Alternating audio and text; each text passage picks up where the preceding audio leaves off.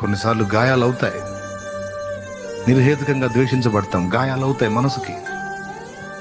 ఏంది ఇట్లా? ఎవరికి నేనేం అన్యాయం చేశాను? ఎవరికి ఏం ద్రోహం చేశాను? నేను వాళ్ళకేం అన్యాయం చేశాను? వాళ్ళు ఎందుకు నా మీద ఇంత ద్వేషం పెంచుకున్నారు? వీళ్ళకేం అన్యాయం చేశాను? వీళ్ళెందుకు నా మీద ఇంత అసూయ పెంచుకున్నారు? వీళ్ళెందుకు నన్ను ఇంత పతనం ఆశిస్తున్నారు?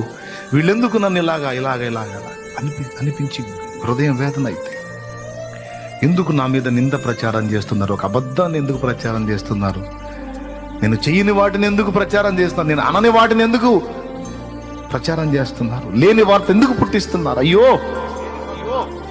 మనసు గాయపడితే పరీక్షిస్తాడు మౌనంగా. ఏంటి రియాక్షన్ అని?